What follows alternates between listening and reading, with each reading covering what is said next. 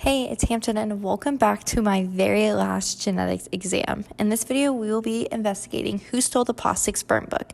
This is based off of Mean Girls, directed by Mark Walters. The movie follows teenage Katie Heron, who was previously educated in Africa by her scientist parents. When her family moves to the suburbs of Illinois, Katie finally gets to experience public school and gets to a quick primer on the cruel tactic laws of popularity that divide her fellow students into tight-knit cliques.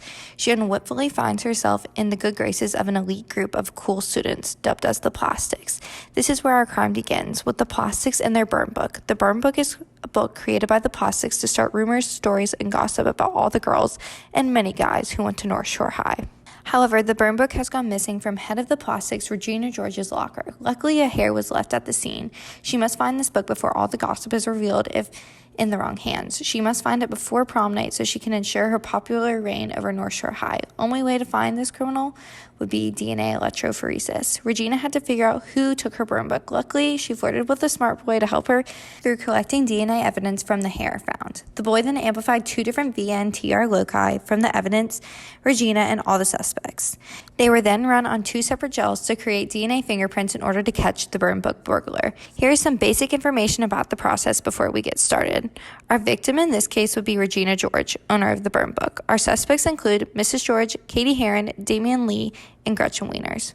Now let's look at our amplified loci. Typically the gels would not have any grid marks on them, however, it was the best possible way to create the image. This can also help distinguish which bands are similar. One essential piece of information when looking at gels would be to remember that any suspects that don't match the evidence exactly at every loci will be excluded from leaving their hair follicle at the crime scene. We can see that Regina does not match the evidence found at the scene, as she did have the book, but she would not steal her own precious book.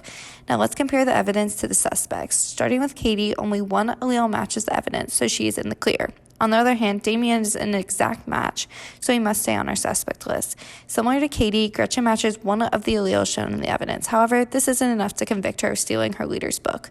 Lastly, we have Mrs. George, who also seems to be an exact match for the evidence. This means we will also keep her on our suspect list. Our suspect list has gotten shorter as it went from 4 people to now 2. Now let's look at our second locus. From the last locus, we know that Katie and Gretchen are innocent. Even though Gretchen is a match for the evidence at this loci, she would still be excluded because she did not match the first locus. All evidence must be matched in order to be found guilty. So let's look at Damian and Mrs. George. Damian's alleles do not match the alleles shown in the evidence at the second loci, making him now innocent as well. So this leaves Mrs. George as our prime suspect. As you can see, her alleles are an exact match for the evidence. So who is the burn book burglar, you might ask? Mrs. George. Now, why would she sabotage her daughter, you might ask? She wants to be the cool mama and wants Regina's friends to like her more than her daughter, causing her to steal the burn book. Well, that's my last video. That's so fetch, and here are my references. Thank you.